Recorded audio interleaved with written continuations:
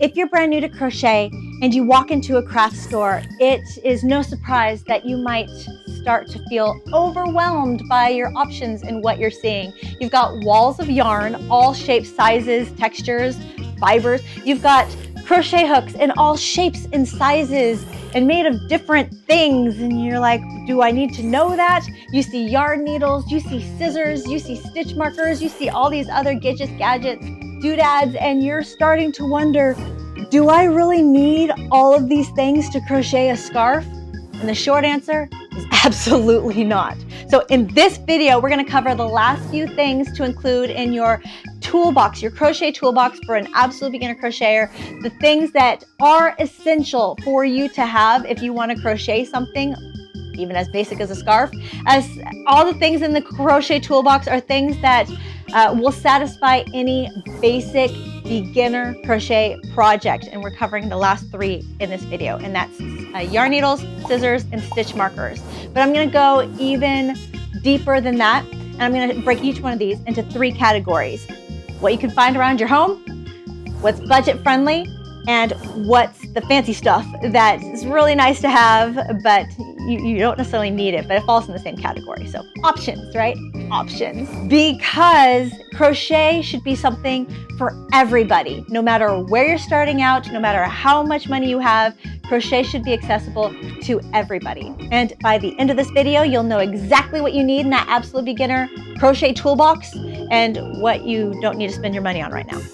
This video is part of my Absolute Beginner Crochet Series, where I am helping brand new crocheters to build a strong crochet foundation, understand why we do what we do, why we use the tools that we use. And this is going to increase your confidence and help you have so much more fun in what you do and have so much more joy in the crafts, the patterns that you are making, and essentially helping you to be even more creative and help you along your crochet journey. So we're gonna be covering things from all things yarn, deep diving into all things yarn. We're gonna be talking about crochet hooks, tools, stitches, basic beginner crochet patterns. All these things are going to be here for you to help build that foundation, build your confidence. So when you do go to approach other patterns, you can do so with having so much fun and not have those limitations of frustration. So if this sounds like something that you would really enjoy, would be really good for you, please subscribe to my channel so you don't miss any of my upcoming Absolute Beginner Crochet Series videos. All right, let's go ahead and jump right in, guys. Let's start with yarn needles. You'll also hear them called tapestry needles or finishing needles,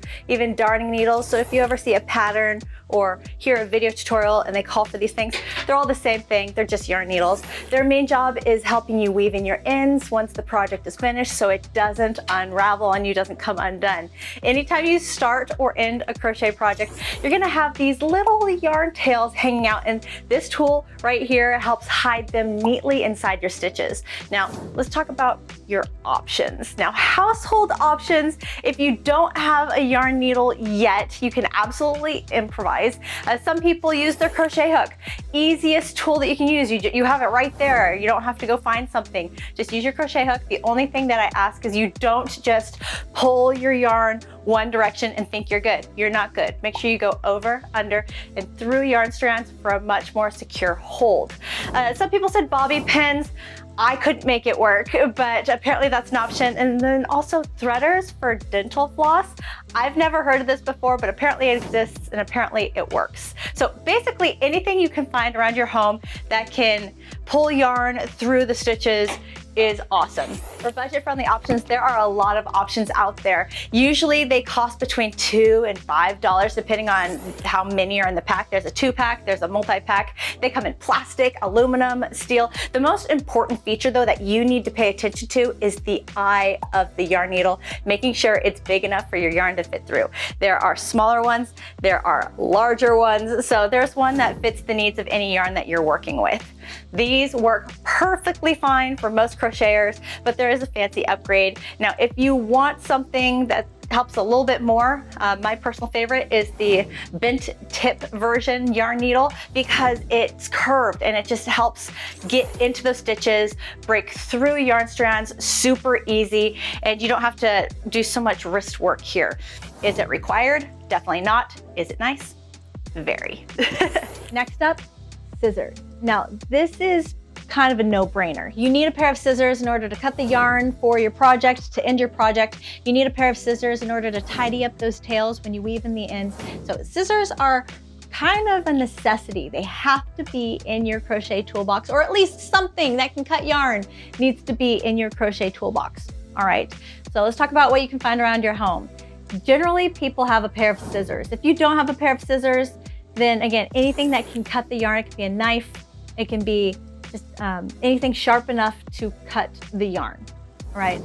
So pair of scissors, as long as it cuts the yarn, doing the job, all right? Now, if we want to level up a little bit, do a budget-friendly option, you're going for a pair of scissors that are called embroidery scissors. Embroidery scissors have this really sharp end that is great for getting into where you want it to go, like finding that yarn in the stitches. Like by having this really pointed end, you can be more strategic on where you get those pairs of scissors to cut, and then they're really sharp. Now, budget friendly, they can be plastic on the end. We're not really looking at the handle so much with budget friendly. We're more so looking at the cutting tip of the scissors. Again, embroidery scissors is the term. So you can find these on Amazon. You can find these at your local craft store, or even just a local office supply store, because again, they're scissors. I do want to preference though, if you buy yourself a pair of yarn scissors, make them just yarn scissors. Don't go using these scissors to cut paper, plastic, cardboard, because the more things you use these scissors to cut, the more it's going to dull the blade, the sharpness of the scissors, and then they're not going to cut the same anymore. They're not going to cut the way that you fell in love with when you first used them. So if you buy a pair of scissors for yarn, just kind of keep it for yarn. Maybe keep it in your craft bag, in your toolbox with your stash. All right, now fancy. There are a lot of fancy scissors out there that you can play with, grab, buy, purchase. And these are just great. They make you feel special. They just make you feel a certain way to look at them, to use them. There really isn't a whole lot different going on at the tip. They are also embroidery scissors, so they're also going to have that pointed end. All the perks from the budget-friendly embroidery scissors. They're going to be nice and sharp. They might be smoother in their hinge to open and close, but generally what makes a pair of fancy embroidery scissors expensive is the handle. All right, so gonna do something fancy. If you want to level up, if you want to just have something really pretty in your crochet toolbox, you can do it. Now, honestly, I used a pair of regular scissors for a big chunk, a big majority of my crochet life, my crochet journey. I just used these. I didn't understand the big whoop on why I'd spend the money on buying a fancy pair of embroidery scissors. I didn't get it. Well, you don't know what you don't know.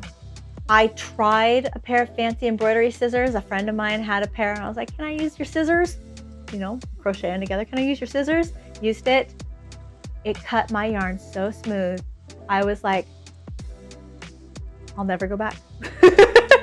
Now I have a pair of like 5 fancy embroidery scissors. Now, they don't have to be expensive. There are some nice ones that, you know, are like less than $10 or less than $15, but I have like 5 pairs, and there are times when I can't find one when I need to use it. So like they end up being stashed away with my projects. Does this ever happen to you?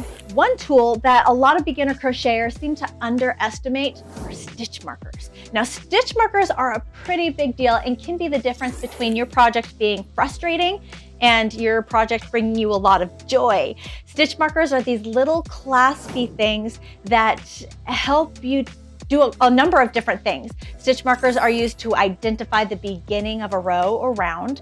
They're used to identify the first and last stitch of a row, so you know where to start and stop making stitches. They're used for counting stitches in the middle of your row. It is very important that periodically you count how many stitches are in your row just to make sure you're staying on track. I know there are a lot of people that this is annoying to them. They don't like doing it. And for you people, you really need to use your stitch markers, because by using stitch markers, you can count so many stitches, place a stitch marker, so many stitches, place a stitch marker, and then you can do a quick count of 20, 40, 60, or 50, 100, or whatever, like 10, 20, 30, whatever you want your number to be. You place the stitch marker and you can quickly count your stitches across the row. You can use stitch markers as multiple stitch count repeats, so that you know where you need to repeat a certain pattern, depending on what you're working. Stitch markers are just so incredibly helpful. They can also help you count how many rows that you have made if you're working a pattern and it's really difficult for you to count how many rows you've made. If you place a stitch marker at the end of every row, then you can quickly count, like 1, 2, 3, 4, 5, 6. I'm on row 7. And a stitch marker is an indicator, and it brings your attention to important places, and it can help keep the sides of your work straight. It can help keep you on track, and they're a really big deal. And like I mentioned, they get underestimated a lot, but using them can really help make your project just so much easier and bring you so much more joy, have so much more fun. All right, there are actually different categories of stitch markers that do fall in what you can find around the house, budget friendly, and some fancy stuff. The stuff that you can find around the house, you can use anything from a paper clip, a safety pin, even a scrap little cut of yarn. If you go to some of your yarn stash that you have around the house, find like a skein or a ball or something of leftover yarn that you have from a project that you finished already. Just cut a 3-inch long strip of that yarn. That's all you need. And then you can take that yarn, like take your crochet hook and just kind of pull part of that yarn into the project. And so like half of it's on one side, half of it's on the other. It's an indicator. That yarn's helping you to identify that stitch, that location. Now for budget friendly, there's a lot of budget friendly options for crochet stitch markers. The most popular ones are these plastic clasp stitch markers. You can find them in big packs. This is actually kind of like a smaller pack, but they got some big packs. They got a variety of different sizes, shapes. Got some that look like little sheep. They have like cute ones. There are so many now that it's a lot of fun. So those can range anywhere from below $5, below $10, depending on how many you get in your pack. I do recommend you get a larger pack because it never fails. You can use stitch markers for a lot of different things, and you'll probably have more than one project going on, so you'll be using stitch markers in multiple different projects. And again, it never fails that stitch markers just end up disappearing. Does this ever happen to you where like you just bought a pack and then all of a sudden half of it's gone? You're like, where'd they go? What happened? And then you'll find them in the weirdest, strangest places, like in the couch, in your chair, on the floor, under a rug, under the table. Please tell me in the comments, where is the strangest place that you've ever found a stitch marker? Now, there are also some really fun stitch markers you can get that are clasps, like metal clasps. Some have plastic clasps, and they have these little charms on the end. These are cute. And they are playful, so it just brings a little fun to your project by having a stitch marker with a charm on it that's like goofy, silly, pretty, cute. It just adds something to the project process, right? And so those are some budget-friendly options that you can purchase, play with, and will hopefully help you out. Now, if you want to go a little bit fancier, there are some options. There are larger plastic clasps. Sometimes these little itty bitty clasps, plastic clasps, the little itty bitty metal clasps, sometimes they're too small for your project. Maybe you're using a bulky yarn, a super bulky yarn, a jumbo yarn, or something that's highly textured. And these stitch markers, they're not, the general ones, they're not big enough to use. They won't fit around the yarn, or they fit around the yarn, but they disappear. They just kind of get engulfed by the yarn or by the texture of the yarn. And this indicator now is something you can't even see. So it's not helping you. And in those situations, having a larger stitch marker is just something that it's a game changer. It's gonna help you out, right? This will help you, that will not. And so these are a little more spendy because they're larger. You can also use keychains. Now keychains are really cool because they go on backpacks and they go on all these other things. So there's a lot of different keychains out there, different themes. So much fun. They can be smaller, they can be larger.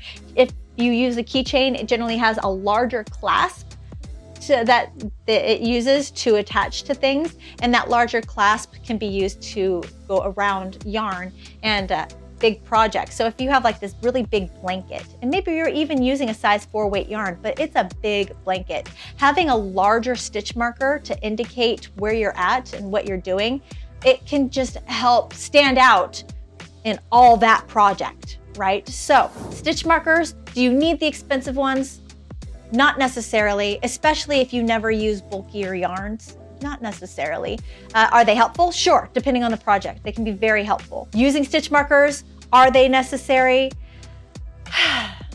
There are some people that never use stitch markers, but in my professional experience and my opinion, I think stitch markers are vital to crocheters, especially beginner crocheters, and definitely deserve a place in our beginner toolbox. So again, you don't have to buy anything. There are options at home. You can use the scrap yarn. You can use the safety clip, the safety pin. You can use the paper clip. There are things that you can use, but please use them.